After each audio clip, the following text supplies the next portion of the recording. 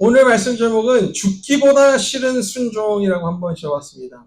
이 제목을 여러분들이 말씀을 들으시면서 한번 잘 생각해 보세요. 또 본문을 우리가 본문을 공독했는데 본문 또한 잘 생각해 보시기 바랍니다. 한국에 김신영이라는 코미디언이 있습니다. 여러분들 잘 아세요? 이 코미디언이 어딘가 나와서 자신의 친할머니에 대해 이런 말을 했다고 해요. 근데 그 말이 할머니의 그 말이 매우 속상했다고 합니다. 할머니가 자꾸 자신이 너무 오래 살아 가족에게 짐이 되는 것 같아 빨리 죽어야겠다라는 말을 했다고 해요. 그러면 가족이면 얼마나 이 말이 듣기 싫을 뿐더러 얼마나 좀 기분이 안 좋겠습니까? 그렇죠? 그래서 이 김신영도 너무 속상한 나머지 그런 말씀 마시라고 할머니께 당부했다고 해요. 그러고 나서 어느 날 새벽에 자고 있었는데 이상한 소리가 들려 깨어서 보니 할머니가 뭔가 중얼중얼 거리고 있었대요. 그래서 자세히 들어보니까 하나 둘셋 다섯 여섯 일곱 여덟 아홉 열 뭐 이러면서 이 숫자 세는 것을 마치 기도문처럼 세고 있었다는 거예요. 그런데 나중에 알고 보니까 할머니가 치매 안 걸리려고 그러셨다는 거예요. 치매 안 걸리려고. 성도 여러분, 우리는 이런 상황을 언행불일치한 상황이라고 합니다. 그렇죠? 언행불일치하죠. 그런데 이 같은 상황은 우리가 생각하는 것과는 달리 우리의 일상 속에서도 흔히 일어나곤 합니다. 예를 들어 누군가가 살을 빼야 한다고 하면서 또 이런 말을 한다고 해요. 맛있게 먹으면 살찌지 않아. 그런 이상한 궤변을 널어놓을 때 가족이랑 시간을 보내는 것이 세상에서 가장 제일 좋다고 하면서 눈 밑에 다크서클은 턱까지 내려왔을 때 무언가를 시켰을 때 자기가 알아서 하겠다고 말해놓고서 아무것도 하지 않았을 때 그리고 또 온몸은 상처투성인데 괜찮다고 할 때 우린 이런 상황들을 언행불일치하다라고 말합니다. 최근에 아무개 권사님께서 큰 사고가 있었음에도 얼굴에서 엄연히 그 상처투성이 드러났음에도 불구하고 아프지 않다라고 말씀하신 분이 있죠. 그분을 생각해 보시면 됩니다. 그런데 이보다 더 심각한 문제는 믿는 자들 가운데서도 불행 언일치한 모습을 발견할 수 있다는 점이에요. 그렇죠? 이것을 우리가 좀 심각하게 생각해 봐야 돼요. 찬양과 기도를 할 때는 눈물 콧물 흘려가면서 부름 받아 나선 이 몸 어디든지 가오리다. 주 뜻대로 하옵소서라고 하죠. 그리고 말씀 또한 들으면서 아멘 아멘 맞습니다 라고 화답을 하죠. 그런데 정작 삶은 어떻습니까? 삶의 변화는 없지요. 제가 이런 모습을 많이 보는 것 같아요. 예배가 축도로 끝나기도 전에 예전의 모습으로 돌아가는 것을 참 많이 봅니다. 그리고 때로는 목사인 저에게 목사님이 하고 싶은 거 다 하세요 라고 말씀을 하시는 분이 있어요. 물론 저를 위해서 말씀을 하시는 거라고는 알지만 그래서 제가 무언가 하자고 하면 얼굴을 회피하고 꿀먹은 벙어리처럼 행동하는 것은 또 무엇입니까? 이해가 안 되는 부분이겠죠. 그래서 여러분 이렇게 생각해 보셨으면 좋겠어요. 제가 좀 전에도 말씀을 드렸지만 여러분들께서 정성껏 만든 음식을 누군가 맛있게 먹어준다면 그 모습에 얼마나 기분이 좋아지겠습니까? 근데 기분만 좋아져요? 더 해주고 싶죠. 더 베풀어주고 싶은 마음이 들죠. 목회자도 마찬가지예요. 목회자가 이끄는 교회를 위해서 그리고 성도들을 위해서 함께 하자는 것을 여러분들 나름대로 최선을 다해 섬겨주고 봉사해주면 그것처럼 저에게 사역의 보람을 느끼게 해주는 것 또한 없습니다. 여러분, 제가 무엇을 큰 것을 바랍니까? 제가 여러분들에게 헌금을 더 많이 하라고 합니까? 네? 아니면 가족을 전도해야 된다는 압박을 집어넣습니까? 제가 여러분들한테 부탁하는 것이 무엇입니까? 함께 교회로서 하자고 하는 것은 이거예요. 매일 성경 한 장씩 읽자. 매일 성경을 한 장씩 읽자. 그리고 한 달에 한 번 암송하는 구절을 같이 하자. 교회로서 하자. 이것이 다예요. 그쵸? 맞아요, 틀려요? 네. 저 기분 좋아라 하는 게 아니에요. 왜냐하면 믿는 자의 삶은 일주일에 교회 한 번 참석해 주는 것이 다가 아니기 때문입니다. 그리고 다시 말하지만 저를 위한 것이 아니라 여러분들 자신들을 위해 제가 이렇게 말씀을 드리고 권면을 하는 것입니다. 여러분들께서 다시 주님을 뵐 때 부끄럽지 말라고 이렇게 말씀을 드리는 거예요. 한번 생각해 보세요. 우리 교회가 겪는 많은 어려움들이 있습니다. 그렇죠? 근데 그 중에 가장 큰 어려움이 있다면 그것이 무엇이겠습니까? 사람 수가 좀 적다는 거죠. 그래서 어느 순간 이렇게 생각하는 것 같아요. 우리가 사람들만 많으면, 일꾼들만 많으면 모든 것이 해결될 것 같다는 그런 생각을 갖는 것 같아요. 그런데 저는 이렇게 생각합니다. 아무리 숫자가 늘어나도 예수님의 제자가 되기를 원하는 것보다는 그냥 평안한 교회 생활을 더 원한다면, 그래서 목회자인 저를 자신들이 원하는 대로 흔들려고 한다면 그것이 진정 건강하고 좋은 교회일까요? 저는 작더라도 한 사람 한 사람이 주님의 제자가 되는 것이 더 중요하다고, 더 뜻깊은 거라, 더 보람찬 거라 생각합니다. 여러분, 그래서 말씀을 드리는 건데, 교회가 부흥을 하고 하지 않고는 여러분들이 근심하지 마세요. 하나님께 맡기세요. 아멘? 아멘. 그리고 우리가 해야 할 것이 있어요. 우리는 우리에게 맡겨진 하루하루를 신실하게 살면 됩니다. 제가 다른 거, 유별난 걸로 바라는 게 아니잖아요. 그렇죠? 그냥 우리가 일용할 양식을 하나님께서 주시기 때문에 신실하게 살아가세요. 그것만 원합니다. 왜냐하면 하루하루를 신실하게 살아가면 어떤 일이 벌어지겠습니까? 삶의 변화가 생기겠죠. 그리고 삶의 변화가 생기면 하나님의 진정한 사랑과 은혜를 더 많이 깨닫게 되겠죠. 그렇죠? 하나님의 진정한 사랑과 은혜를 더 많이 깨달으면 어떤 결과가 일어납니까?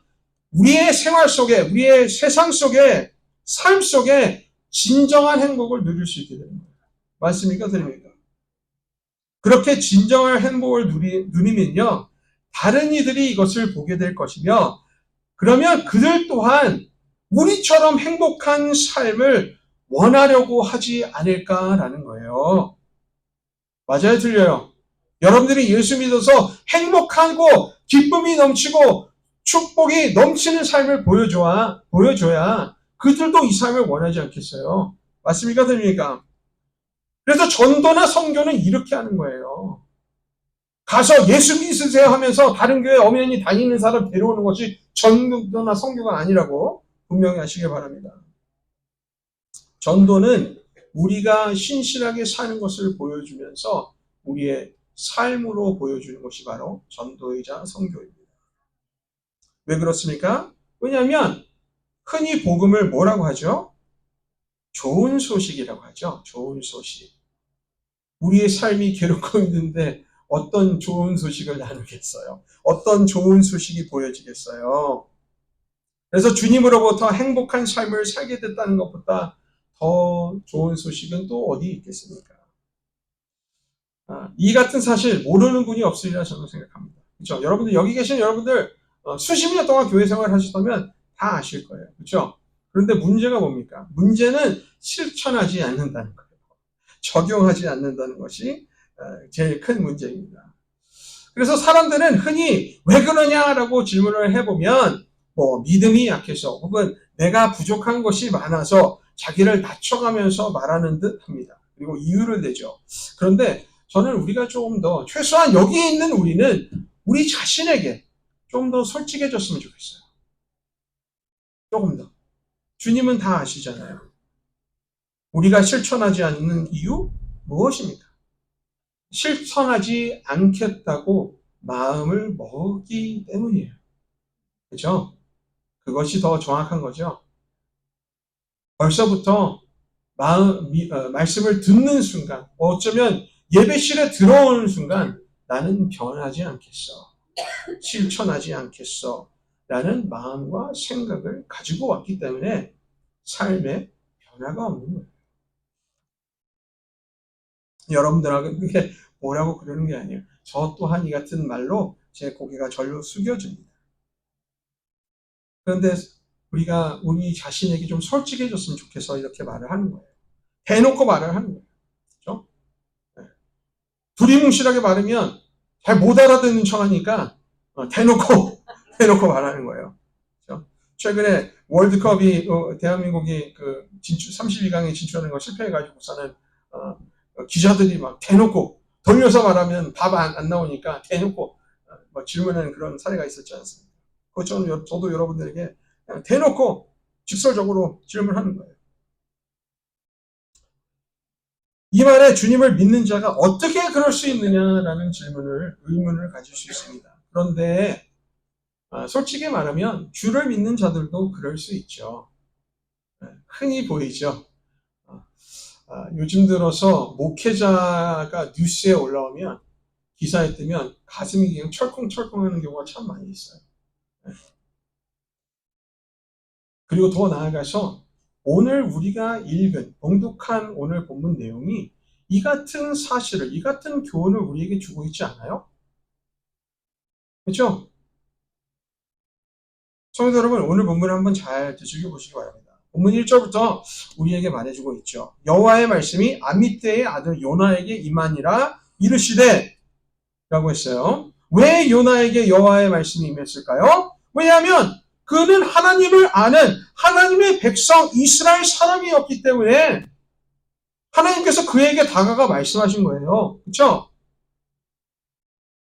그리고 성경은 요나에 대해 그렇게 많은 배경을 기록하고는 있지 않지만 열왕기하 14장 25절을 보면 당시 북왕국인 이스라엘의 왕이었던 여로보암 2세가 이스라엘 영토를 하맛 어귀에서부터 아라바 바다까지 회복할 것을 예언했을 만큼 요나는 선지자로서 능력 있는 사람이었어요. 그런 그에게 본문 이전에 여호와께서 다가와 어떤 명을 내리시는지 함께 볼까요? 너는 일어나 저 그 성읍 니느웨로 가서 그것을 향하여 외치라. 그 악독이 내 앞에 상달되었음이니라 하시니라. 여러분, 이것이 하나님의 분명한 말씀이었습니다. 그렇죠? 그런데 요나는 어떻게 합니까? 다음 절인 3절에 그의 반응을 기록하고 있죠. 그러나 요나가 여호와의 얼굴을 피하려고 일어나 다시스로 도망하여 욥바로 내려갔더니 마침 다시스로 가는 배를 만난지라 여호와의 얼굴을 피하여 그들과 함께 다시스로 가려고 뱃삭을 주고 배에 올랐더라라고 하였어요. 그리고 이 3절 말씀을 보면 요나가 여호와의 낯을 피했다라는 말을 2번에 걸쳐 합니다. 2번에 걸쳐요. 우리는 이 말을 좀 깊이 생각해 봐야 돼요. 사람이 언제 상대방의 얼굴을 피합니까? 사랑하면 얼굴을 피합니까? 부끄러워서? 아니죠. 무언가 잘못을 했을 때 피하는 경우도 있지만 외면할 때 피하기도 하죠. 그렇죠? 그리고 좀 전에 제가 말씀드린 것처럼 제가 뭐 좀 하자고 하면 고개를 떨구면서 제 얼굴을 피하는 분들 계시잖아요. 그것을 요나 또한 했다는 거예요. 2번에 걸쳐 여호와의 얼굴을 피했다 기록하는 것은 그의 결심이 완강했다는 것을 말해주고 있는 것입니다. 나는 하나님의 말씀을 순종하지 않을 거야 결심했다는 거예요. 그것을 다르시스로 가는 배를 옹으로 행동으로 보여주고 있는 것입니다. 그리고는 3절과 5절에 2번에 걸쳐 그가 내려갔다라는 표현을 저자가 써요. 요나가 내려갔다는 표현.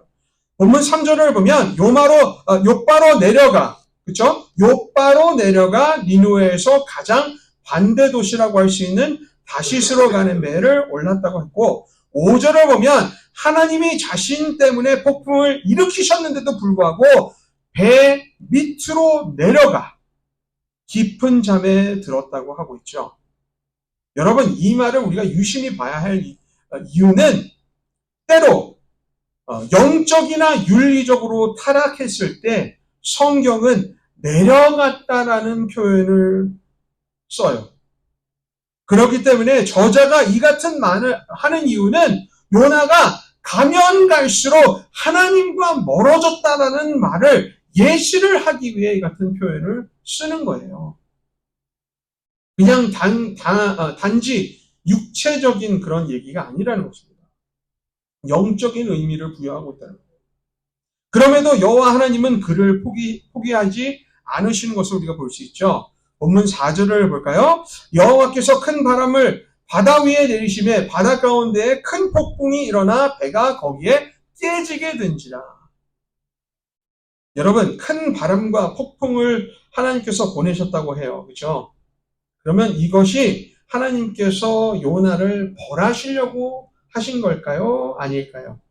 하나님이 요나를 벌하시는 거예요? 아니에요? 아니죠. 하나님께서 무엇을 하고 계신 것입니까? 그렇게 해서라도 요나의 관심을 사려고 하는 것 아니겠어요? 그를 붙잡으려고 하는 것 아닙니까? 이렇게 해서라도, 매를 들어서라도 자녀를 훈육시키는 부모의 마음처럼 그렇게 하신 것 아니겠어요?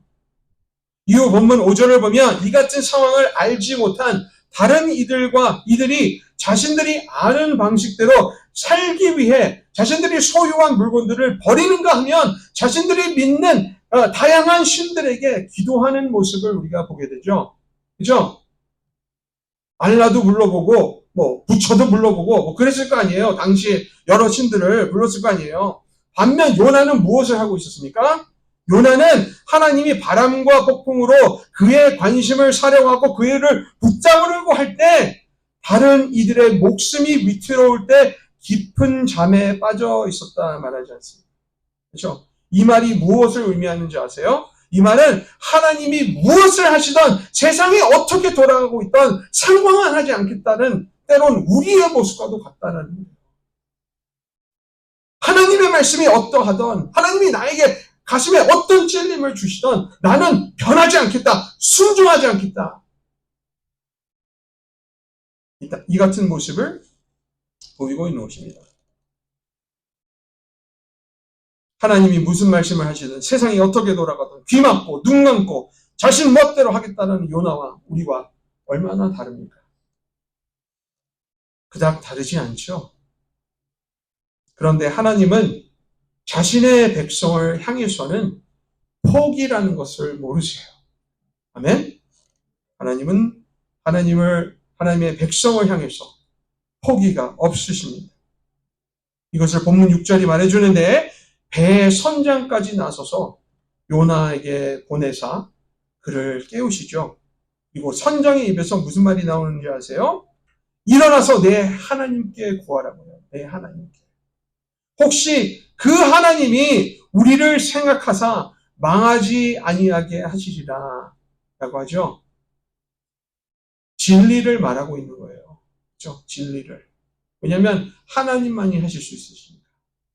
이스라엘의 하나님만이 진정한 하나님이자 창조자 하나님이자 구원의 하나님 아니겠습니까? 맞습니까?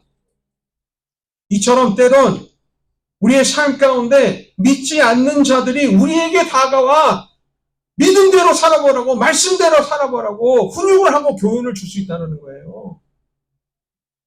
교회도 안 다니면서 그때 여러분은 어떻게 반응을 하십니까? 시끄러! 하지는 않는지 한번 생각해 보자는 거예요.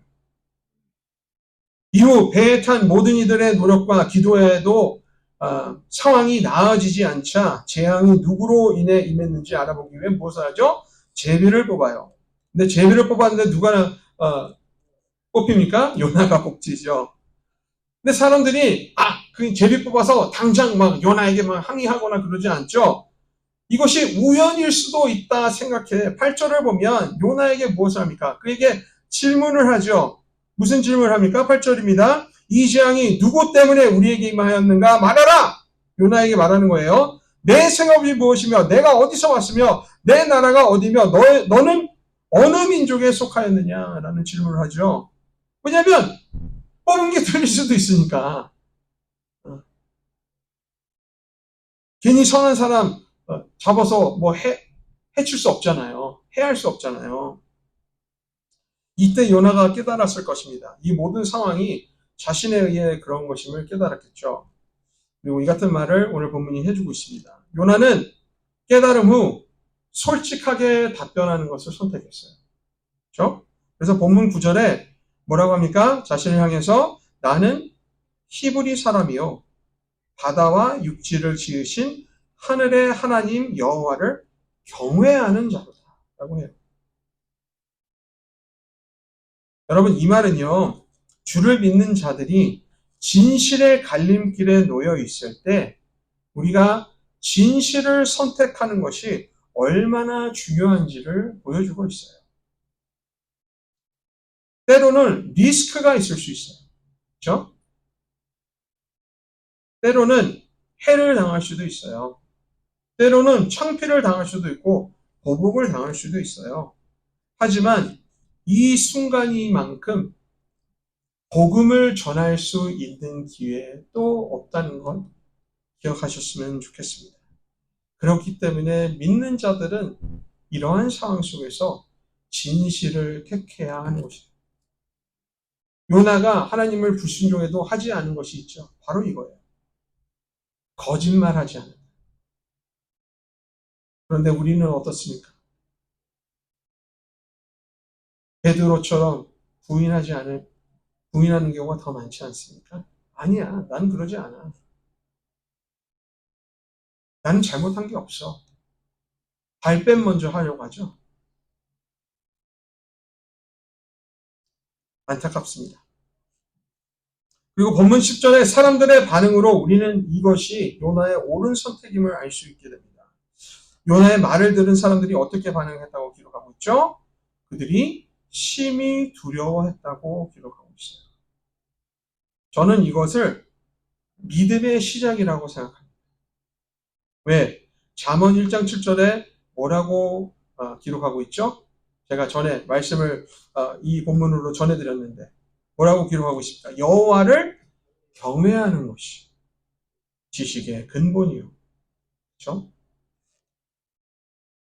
이들이 나중에 하나님을 믿었는지 안 믿었는지는 알 수는 없으나 믿음의 씨앗은 분명히 심어졌다 저는 생각합니다. 왜냐하면 이들이 요나 때문에 죽을 고비를 맞고 있는데도 불구하고 그리고 요나 또한 자신을 바다에 던지라고 했을 때도 당장 던지지 않았으므로 저는 그렇게 말할 수 있어요. 왜? 하나님의 백성을 함부로 대해서는 안 되겠다라는 생각이 들었다는 거예요. 근데 우리의 삶은 어떻습니까? 내가 교회를 다닌다고 예수님을 믿는다고 하면 뭐라고 해요? 흥! 치! 뿡! 그런데 그래서 13절에 보면 진정한 하나님의 종을 죽이는 것만큼 피하려는 노력을 하는 것을 우리가 볼 수 있죠. 어떤 수를 다해도 어떤 수를 다해서라도 요나를 바다에 던지는 것만큼은 하고 싶지 않았어요. 더 나아가서 14절에 어떤 일이 벌어지고 있습니까? 다른 신들을 믿어서 그들에게 기도하고 있던 그 아무것도 아닌 것들의 우상들에게 기도하고 있던 그 사람들이 14절에 무슨 일을 하고 있습니까? 여호와 하나님을 빌어주는 것을 우리가 보게 되죠. 다 합심해서 여호와 하나님을 부르짖고 있는 거예요. 여러분 이 광경을 한번 상상해 보세요. 하나님을 모르는 자들이 하나님을 부르고 하나님을 찬송하고 하나님께 기도하는 모습을 상상하면요. 닭살이 안 돋을 수 없어요. 저 지금도 닭살이 돋아요. 이 말을 하면서. 그리고 우리는 이 상황이 요나 때만 성경에만 기록되고 있는 거라 생각하는데 아닙니다. 최근에도 이 세상에도 현대사회에서도 벌어진 일이에요. 어떻게 하는지 아세요? 9.12 사태 때 어떤 일이 벌어졌습니까? 사람들이 교회를 다니지 않았던 사람들이 교회로 막 구름처럼 몰려 들어왔죠. 코로나 팬데믹 때도 물론 많은 교회들이 사회적 거리를 두어야 된다고 해서 문을 닫은 경우도 있고 영상으로 예배를 보여드린 거 있었지만 영적으로 갈급하는 그 갈급함은 더 깊어졌어요. 무슨 말인지 알겠어요? 그러므로 저는 확신할 수 있는 것이 무엇인지 아세요? 안 믿는다고 하는 사람들이 진정 자신들이 하나님이 안 보여서 믿지 않는 것이 아니라는 생각이 들어요. 안 보여서 내 생각으로 이해할 수 없어서가 아니라 그냥 믿지 않겠다 결정한 것을 보여주고 있는 거예요. 그러니까 안타까운 거예요. 그러니까 성경은 그런 사람들을 향해서 어리석은 자다라고 말하는 거예요. 여러분들 삶 가운데 여러분들이 교회를 다니는 것을 알아. 자신은 교회를 다니지 않으면서 나를 위해 좀 기도를 해줘 라고 하는 사람 많이 있죠? 왜 그렇다고 생각해요? 답하지 않겠습니다. 여러분들 알아서 생각해 보세요.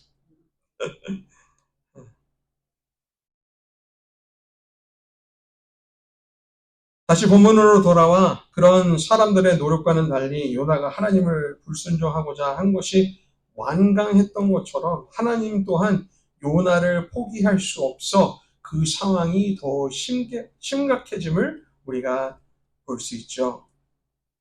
그래서 결국 어떻게 하게 됩니까? 하나님을 순종하는 것으로. 그렇죠? 그 순종이 선지자인 요나를 바다에 던지는 행위였음에도 그들이 순종했어요. 이해가 되지 않고 납득이 가지 않았지만 그것을 원치 않았지만 하나님의 뜻이 그러하니 따랐다라는 말이에요. 이와 같은 모습 우리의 삶 속에서 적용해야 된다 믿습니다. 이해가 돼서만 순종하는 것이 아니라 이해가 되지 않더라도 하나님이 가는 곳이라면 따라갈 수 있는 우리가 돼야 돼요. 이 순종이 기적을 일어나게 하였습니다. 그렇죠? 그것이 무엇입니까? 그 몰아치던 바람과 폭풍이 그쳤죠. 이러므로 살아계신 하나님의 역사함을 체험한 이들이 여호와 하나님께 무엇을 하였다고 16절에 말하고 있습니까? 제물을 드리고 서원을 했다라고 기록하고 있어요. 자신들의 신들을 향해서 아니 여호와 하나님께 요나의 하나님께 진정한 하나님께 창조자 하나님께 이 같은 것을 했다는 거예요. 자, 이제 여기서 잠깐 많은 얘기를 했죠. 숨이 곧바로 오시죠. 막 마음이 막 무거워지시죠. 자, 한번 깊게 숨을 들여 마시고 내쉬고 제 나머지 말씀 내용을 한번 잘 들어봐 주세요.